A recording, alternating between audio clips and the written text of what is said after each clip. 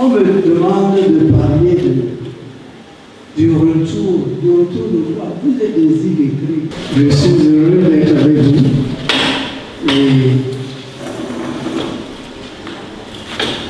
dites au PCA de l'Université de Douala, le professeur Ekabé Gongé, que je suis venu. Et dites aussi au recteur au Douala que je suis venu. Parce que eux, ils sont venus à Afrique à venir. Et c'est quand ils sont venus à Afrique à venir, ils ont dit que non, il faut qu'on signe un partenariat avec l'Université de Douala pour que le peu de savoir que nous avons pu accumuler là-bas, que ce peu de savoir bénéficie aux étudiants de l'Université de Douala. Mais on vous attend, on ne vous voit pas encore. Et quand le professeur Ndouago, votre recteur, a vu ce que nous faisions, il a dit tant d'amour pour la science et pour l'Afrique. Il s'est dit qu'est-ce que comment je peux contribuer. Et il a offert à la bibliothèque Cheikh Anta Diop ces 250 volumes de textes et documents du Cameroun. C'est-à-dire que si vous cherchez un texte ou un document du Cameroun depuis 1815 jusqu'à aujourd'hui, vous allez trouver ça à la Fondation africaine grâce à votre recteur. Donc votre PCA, votre recteur, vos professeurs ne peuvent pas faire le déplacement pour venir voir étudier et vous-même vous êtes absent. S'il vous plaît, la formation qu'on vous donne là, elle est bien, mais elle est tellement insuffisante. Parce qu'on fait de vous des diplômés, oui, on vous donne les diplômes, mais on vous donne, vous devenez des diplômés illettrés. Vous êtes des illettrés sur vous-même. N'est-ce pas, il a dit tout à l'heure que qui a découvert l'Amérique? Et vous avez répondu Christophe Colomb. Complètement faux. Complètement faux. Pendant 100 ans avant Christophe Colomb, il y a Mansa c'est l'empereur, Mansa Moussa du Mali, qui a renoncé au trône du Mali parce qu'il voulait savoir ce qu'il y a au-delà des mers. Il a envoyé d'abord plusieurs bateaux qui ne sont pas revenus. Et quand certains sont revenus et complètement délabrés, il a décidé de renoncer au trône et puis lui-même d'aller. Et il a construit 2000 bateaux, 2000, pas 200, jusqu'à arriver au Mexique. Et ça, on ne vous apprend pas ça. On nous a appris ça. Donc vous êtes des illettrés sur vous-même. Et ça va durer jusqu'à quand? On vous a même supprimé la maîtrise de votre propre langue. Vous êtes des anglophones et des francophones. C'est que vous vous définissez à la coloniale. Vous n'avez pas honte? Non, il faut avoir honte d'être dit que je suis francophone, anglophone. Vous vous définissez par rapport à votre colonisateur. Ça va s'arrêter quand? Je le dis avec autorité. La Tanzanie a déjà supprimé l'anglais comme langue officielle. Est-ce que vous savez ça? Et les cours à l'université sont en Kiswahili. Vous attendez quoi en Cameroun? Donc, on me demande de parler du retour de quoi? Vous êtes des illettrés. Excusez-moi, je ne suis pas en train de vous insulter. Vous pouvez faire un cours dans votre propre langue, dans votre langue maternelle ou votre langue paternelle. Vous pouvez faire la recherche scientifique dans votre langue maternelle. Vous êtes qui alors? Asia.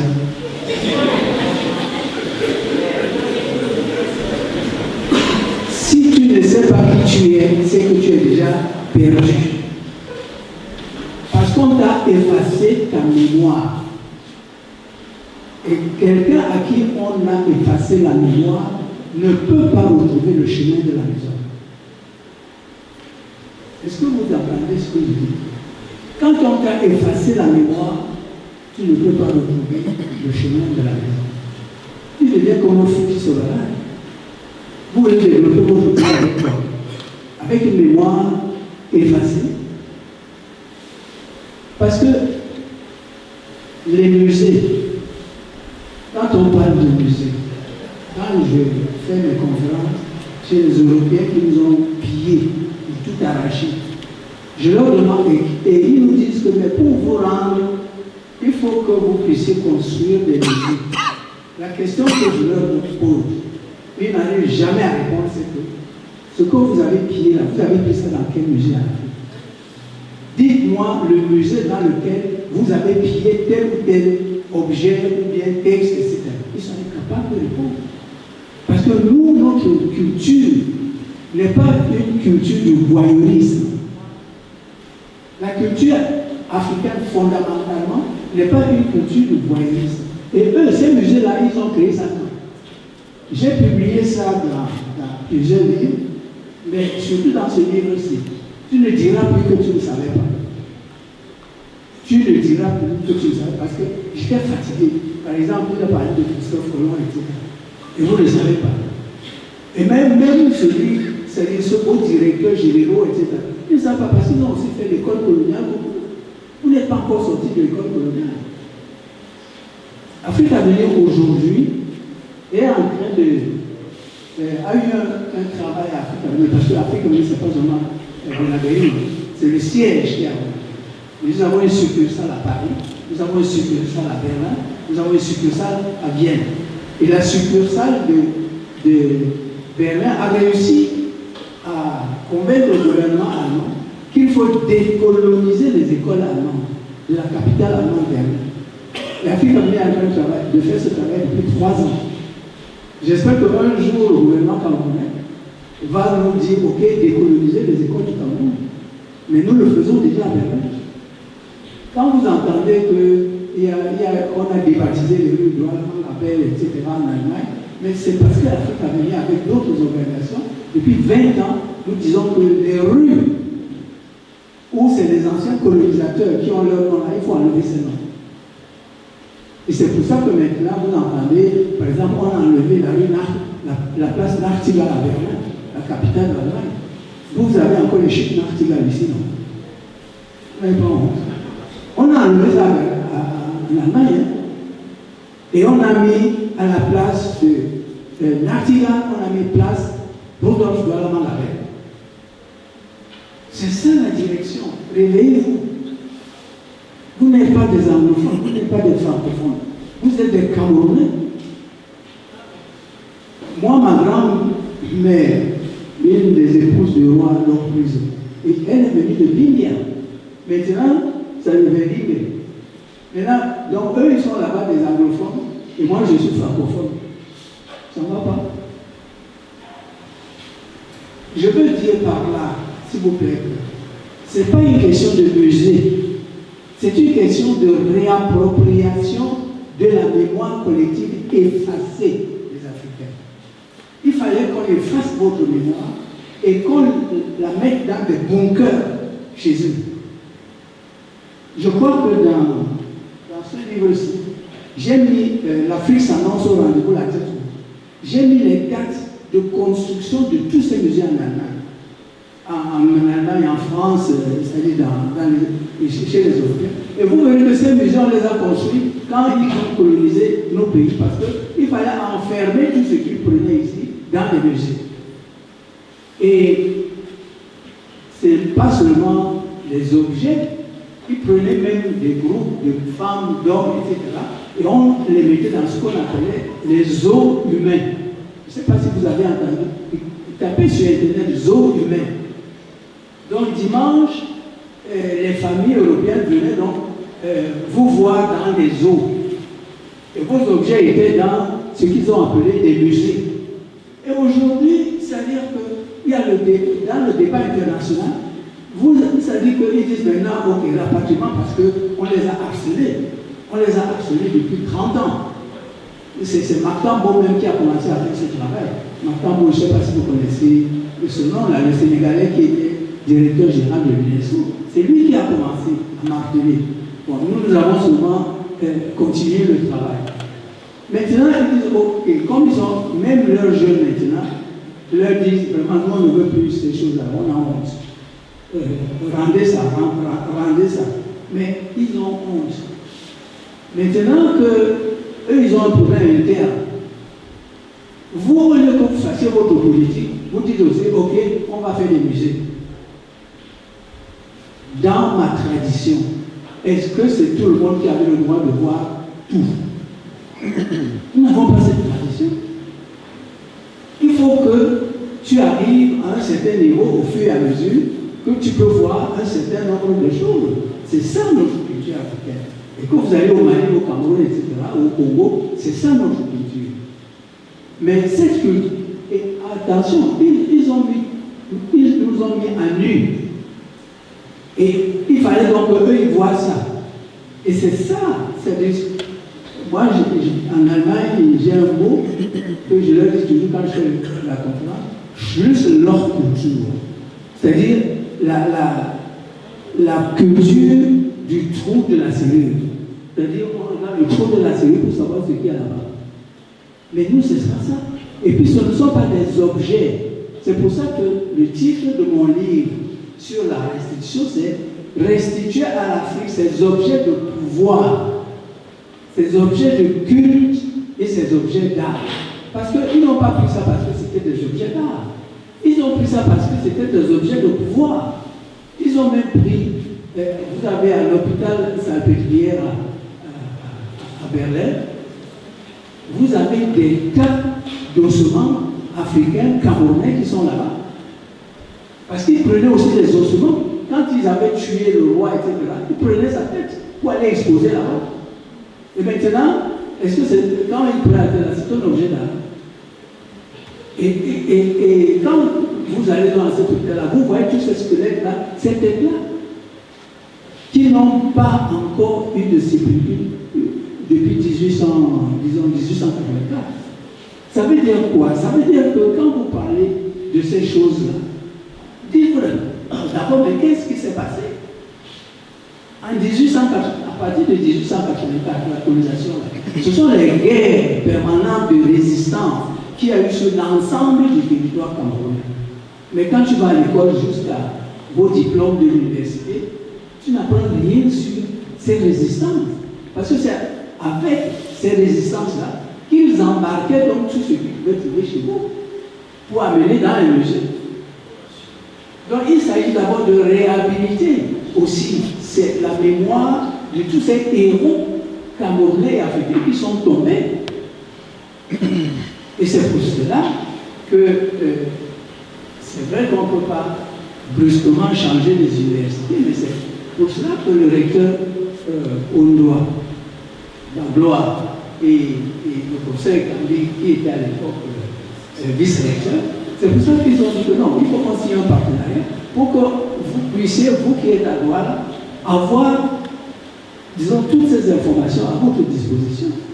Les étudiants viennent d'Allemagne, de France, des États-Unis, etc. Ils passent là 3 mois, 6 mois. Et vous êtes ici, vous ne savez même pas que ça existe, n'est-ce pas? Vous ne saviez même pas que ça existe. Afrique Avenir, vous ne savez pas. Mais ça va durer jusqu'à quand? Pourtant, Afrique Avenir est là, vous savez depuis quand? 1985. Vous avez quel âge? Mais les portes sont ouvertes depuis 1985. Et vous avez même une école de master et de doctorat. Tu peux être ingénieur informaticien et être un illettré. Tu peux être... Il n'y a pas d'informaticien ici. Donc, interroge son diplôme et dis-toi, ouais, je suis toujours illettré. Mais c'est toi-même qui dois changer ça. N'attends pas que c'est VIA qui doit venir changer ça. C'est toi-même. Parce que tu as les possibilités. Et surtout vous qui avez le virtuel, vous avez les possibilités de savoir. Mais le grand défi, vraiment, et c'est pour ça que je suis heureux que Jacob Bonjao est ici. Le grand défi, c'est quoi? C'est que l'humanité a commencé avec les Noirs. Vous savez que c'est l'Afrique qui est l'origine de l'humanité. Au moins ça, on vous a dit ça, non? À l'école. On ne t'a pas dit ça. L'Africaine, vous et moi, là, comme vous êtes là, comme nous sommes là, existe depuis 330 000 ans. Pas dit 3 000 ans. Jésus-Christ, c'est 2 000 ans. Mohamed, c'est 2 000 ans. Vous, là, vous existez depuis 330 000 ans. La couleur, la dépigmentation de la peau. La dépigmentation de la peau. C'est-à-dire que la peau commence à devenir blanche. C'est un phénomène très récent dans l'histoire de l'humanité. C'est un phénomène qui date de 10 000 ans, 8 000 ans, 10 000 ans. Avant, sur tous les continents, il n'y avait que les Noirs. Est-ce qu'on vous apprend tout ça? Ça veut aussi dire que la science, tous les domaines scientifiques étaient d'abord africains. Mais comment vous êtes dans un institut universitaire de technologie, vous n'apprenez pas tout ça? Vous apprenez seulement ce que en Angleterre, en France, aux États-Unis, ce qu'on... Attends, je vais vous montrer une photo de ce petit livre. Regardez ce que les Anglais... Vous voyez cette photo 2018. Voici comment les Anglais disent que c'est leur ancêtre. L'ancêtre des Anglais, des Britanniques d'aujourd'hui.